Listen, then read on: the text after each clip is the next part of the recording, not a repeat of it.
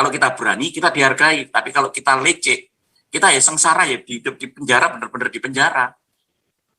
Makanya ya nunggu nasi eler itu, namanya nasi eler. Nasi eler, nasinya itu gak enak. Silakan, Pastor Khairul Anwar. Wah, ini hopeng saya ini, Pastor Khairul Anwar nih, Ghostbuster juga nih. Bentar, mikrofonnya dinyalakan dulu, Pastor. Dah. Shalom, hoping siang ho. Wah, bocah kuping. Nah ini ada Papi tuh, tak tungguin, aku kangen sama Papi tuh, Papi Daniel. Papi, mana Papi tuh, kangen. Ya. Mulai Papi lagi di kamar mandi. Informasi Papi lagi di kamar mandi. Tunggu sebentar. Siap. Iya. Mulai tadi dengerin itu lucu-lucu. Mulai dari penglihatan hantu-hantu. Saya dulu jadi hantu, sekarang ikut Yesus itu nggak pernah lihat hantu. Ya, gambarnya dulu kayak hantu, sekarang itu hantu katanya. Sama kita itu kan takut. Iya. Nah, terus itu tadi juga ngomong penjara. Jadi saya itu ketawa-ketawa sendiri ngomong penjara, di dalam penjara kasurnya busuk. Terus bantalnya busuk. Kalau nggak punya duit ya bantalan aqua itu dikasih aqua, dikasih air. Kasian ya. Iya. Kasian. Makanya kita harus memberikan loh. Saya kalau khotbah di penjara-penjara, saya pelayanan di penjara-penjara, di mana di kota di penjara-penjara, itu kita itu bawa makan, bawa odol, bawa karena mereka itu di dalam itu, saya kan pernah ngerasain di penjara kalau nggak bisa kerja, itu kasihan. Kalau saya di dalam penjara bisa kerja, saya bisa jualan narkoba, pulang bisa bangun rumah, mobil baru keluar kan gitu. Wah, dari penjara malah tambah kaya ya. Nah, iya, makanya kalau hidup penjara, kalau hidup itu enak, merdeka itu di penjara. Tapi kalau saudara kita Muhammad KC itu kasihan, nggak bisa cari duit itu di sana. Makanya kita harus tolong dia ya, di sana biar Muhammad KC itu jadi sinterklas.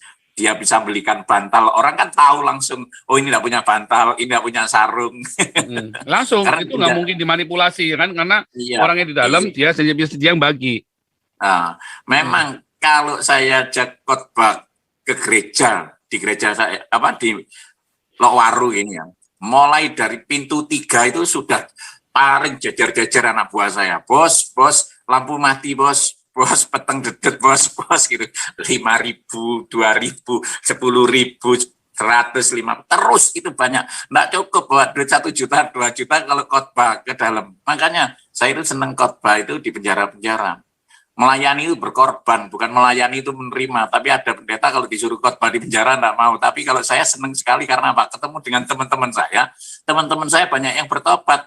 Wah, bosku yang nakal bejat kayak gitu aja bisa tobat, masa aku gak bisa tobat? Bos, cara ini tobat ya, nanti kalau kamu keluar ikut aku, tak mandikan dalam nama Bapa, Putra, dan Roh Kudus, dalam nama Tuhan Yesus. Itu. Ya itu sering ketemu Papi kalau di penjara-penjara itu. Papi kan di penjara-penjara ini kangen Papi, jadi ketemu kangen Papi itu kok ada memaafkan dan sembuh dari sakit hati. Ini Pastor Khairul, boleh ceritain kan kondisi di penjara nggak, teman-teman kalau nggak punya uang seperti apa lebih detail supaya teman-teman ini bisa merasakan apa, dikasih deskripsi misalnya nih kan mereka makannya bagaimana, kalau misalnya nggak punya uang cara makannya bagaimana di penjara itu? Waduh, nggak enak. Ya diceritain. Bau nasinya itu geledek kayak geledekan tempat sampah, geledek didorong gitu. Kalau masak pun saya lihat masak di dapur itu seenaknya sendiri wes.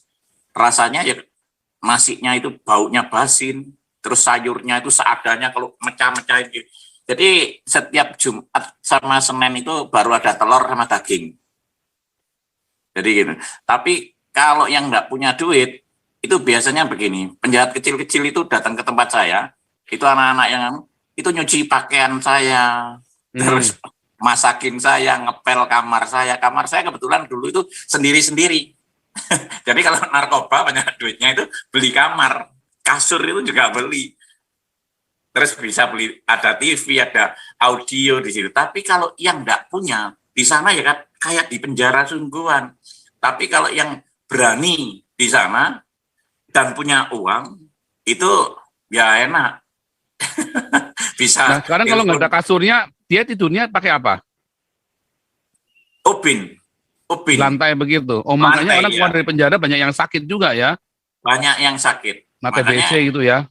Atau Hah? kena itu terus tulang gitu ya, TBC tulang apa segala macam ya pada ini ya. iya, tapi kasurnya bener, pastor tadi itu bener. Apa, pasturnya itu turun temurun, kasurnya itu turun temurun. Ada yang keluar dikasihkan, ada yang keluar dikasihkan.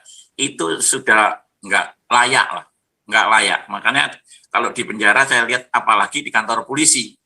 Itu di kantor polisi itu sisa-sisa sampah-sampah itu dibawa kolongnya dak kayu itu. Kita nggak boleh bawa bantal, bantalnya ya bantal aqua itu dikasih air. Kalau di kantor polisi kita belum direlas masuk ke rumah besar, itu nggak boleh sarung. Karena apa? Orang di kantor polisi itu di penjaranya kecil, nggak bisa kemana-mana, banyak yang stres, banyak yang bunuh diri. Tapi kalau sudah pengalaman di kantor polisi bisa cari uang. Kalau ada tahanan baru, kita pukulin, kita muk. Kamu telepon orang tuamu, telepon ini, nanti minta kamu kamar ini nyewa, kamu beli ya. Setelah saya jadi kepala kamar, tidak berlaku begitu. Kalau penjahat-penjahat yang lain berlaku. Oh, jadi tergantung orang kuatnya di situ ya. Iya. Tapi ketika sebenarnya bisnis itu nggak boleh, tapi tergantung orang kuatnya di situ ya. Ada orang kuatnya ya yang yang malakin ya, orang sesama napi jadinya ya. Jadi bukan sini tapi sesama napinya ini yang jahat ya. Tapi itu juga bisa kerjasama dengan orang dalam biasanya gitu. Kalau kita gebukin, dia nggak bayar, kita gebukin, ya dia nangis, dia teriak-teriak, orang dalam ya tahu. Tapi nggak bisa berbuat apa-apa gitu. Itu saya dulu makanya dijulukin Raja Tega di penjara itu gitu. Jadi waktu saya jadi kepala kamarnya, ada di tampingnya, jadi di kantor polisi, malah di kantor polisi kepala kamar tampingnya itu, jadi satu, nggak boleh ada yang malakin. Kalau ada yang malakin, saya pukulin sendiri. Karena apa? Setiap hari ibu saya, orang tua saya, itu bawa nasi bungkus, itu sudah banyak sekali. 60, buat satu kamar itu 30. Oh. Jadi saya ini jadi penjahat aja sudah biasa bagi-bagi makanan sama ibu saya. Apalagi sekarang jadi hamba Tuhan. Orang-orang ngerasain bakso dan cuimi saya begitu. Ya, luar biasa nih. Terus ini tambah lagi nih supaya teman-teman bisa tahu kondisinya. Kalau sakit bagaimana tuh kalau ada yang sakit? Itu dibiarin ya udah. Begini, kalau di penjara, kalau kita punya duit, kita dihargai. Kalau kita berani, kita dihargai. Tapi kalau kita leceh, kita ya sengsara ya, hidup di penjara, benar-benar di penjara. Makanya ya nunggu nasi eler itu, namanya nasi eler. Nasi eler, nasinya itu gak enak sama sekali. Nasinya gak enak. Tapi saya langsung bisa waktu itu, anak-anak yang lama-lama ngomong, Mas, bos, nasi ini kalau digoreng enak katanya. Nasi itu digoreng pakai bumbunya sarimi. Itu ya enak. Jadi kadang-kadang anak-anak itu kalau rebutan daging itu saya kasihan.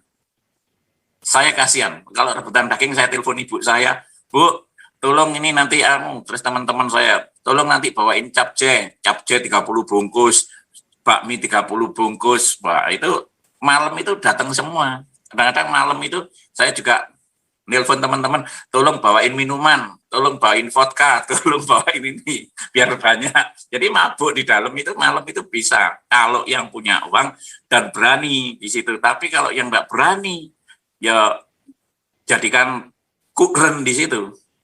Terus kalau ada yang anak-anak yang kita lama di penjara, di situ ada anak yang putih-putih gitu, kadang-kadang ya sama anak-anak disodomi gitu. Aduh, kasihan ya. Ya, di penjara itu kasihan. Makanya sekarang itu kalau saya pergi penjara ya, saya sekarang pergi penjara, pelayanan di penjara-penjara itu, pokoknya mulai dari ujung sampai ujung sudah bos sampai gini. Nek, Rek, aku dulu di situ, sekarang di sini, masuk di sini. Nah, anak-anak itu sampai nunggu khotbah saya selesai dan mereka itu sampai minta bos, sampai uang saya itu habis. Jadi ngantongin uang itu sampai habis. Tadi dibagi ya sama pegawainya situ. Gitu. Makanya kalau Kenapa mereka butuh uang karena di dalam penjara? di dalam penjara ada yang jualan, ada jualan soto, ada Warung gitu ya, ada apa, iya. warung gitu ya, ada warungnya gitu Iya. ya. Terus ada yang jual narkoba juga, gitu. Tapi saya tahu kalau ini mau minta beli narkoba, enggak saya kasih duit. Kalau buat beli makan, saya bahasanya anak-anak ngomong gini, bos lampu mati bos, bos peteng dedet bos gitu. Nah itu. Nah ya kalau peteng dedet itu. Artinya kalau kita mau suplai ke penjara, sebaiknya ya. uang atau berupa barang. Kalau saya berupa barang saja. Kalau uang karena di penjara itu masih ada peredaran narkoba. Kalau anak narkoba loh. Makanan, sikat gigi, terus odol, yang lain-lainnya kebutuhan tadi itu, bantal dan sarung itu, selimut. Nah, begitu. Ya benar ya, sarung itu penting ya buat teman-teman itu ya. Nah, itu ceritanya itu dingin ya kalau malam karena kan nggak ada jendela itu angin-anginnya langsung masuk nyamber begitu ya, apalagi mereka tidur di lantai itu. Terus bukan cuma sarung. Ini ya, Papi masuk lagi, Pak Saiful Anwar, keren kamu. Papiku, mana wajahnya Papiku, kangen. Tunggu, baru mandi. Jadi yang pelayanan penjara harus siap-siap. Itu kardus-kardus bekas aqua, mie instan, itu jadi rebutan untuk alas tidur. Alas tidur, kasur, ya benar, Pi. Iya. Jadi jangan dianggap cuma tadi spray bantal. Enggak, Paul. Itu kardus-kardus itu sangat berharga buat mereka. Karena kalau mereka nggak bisa bayar, ya mereka nggak dapat tempat tidur. Semuanya bayar di LP itu. Bayar, semua bayar, Pak Paul. Semua. Maka itu awal-awal saya pelayanan di penjara, waktu itu masih zamannya Pak Harto, ada seminar P4 itu loh, pedoman penghayatan pengamal Pancasila itu begini mereka. Oh Pak, Indonesia ini ada 6 sila, bukan 5 sila. Jangan begitu loh, nanti Pak Harto kamu tangkap. Loh betul Pak. Kenapa? Saya nggak ngerti. Begini jawabannya, Pak. Sila pertama, keuangan yang maha kuasa. Baru sila kedua, Pak, ketuhanan yang maha esa. Nah, itu. Jadi semuanya uang, bukan rahasia. Di penjara apa uang? Iya, keuangan yang maha kuasa itu sila pertama di Indonesia. Ada 6 sila. Loh sekarang kalau mau support teman-teman yang di penjara itu, kan ternyata kan kalau suplai kasur kan nggak boleh kan, itu mahal sekali katanya bayarnya loh. Iya, maka itu. Iya, banyak. Jadi suplai kardus saja gitu yang banyak begitu. Iya, karena kalau suplai kasur yang punya kamar nggak dapat duit. Iya, bayar. Karena bayar. Karena bayar. Bisa nyewain TV, bisa nyewain DVD di dalam. Itu sama bonus. Bayar lagi. Itu membayar sama bonus video kaset porno gitu di dalam. Makanya jangan dikasih uang. Oke. Maksudnya jangan kasih uang disuplai VCD porno begitu. Ngawur ya. Cari jelas. Enggak, di sana uangnya dipakai yang nggak benar-benar. Karena saya itu sering, kan anak buah saya masih banyak yang di penjara. Ya masih banyak.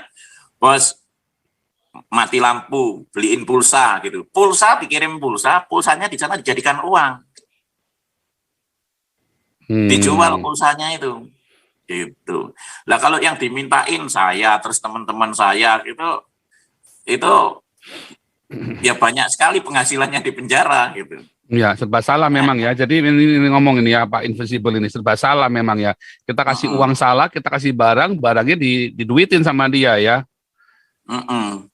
Jadi memang harus ada orang yang benar-benar dipercaya ya. Itu makanya kita mau support Pak Kace sama Pak Apolinaris itu begitu Pak. Kalau enggak kita mau sembarang-sembarang kasih bisa diduitin lagi, repot juga kita toh.